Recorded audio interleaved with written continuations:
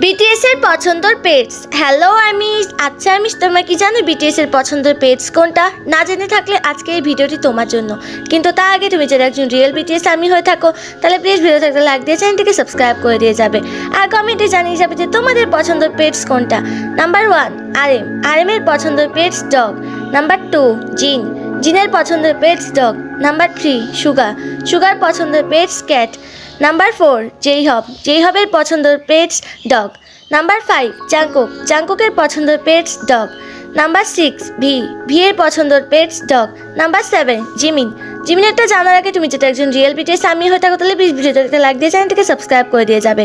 আর কমেন্টে জানিয়ে যাবে যে তোমরা বিটিএস সম্পর্কে আর কি নিউ তথ্য পেতে চাও। Number 7 Jimin.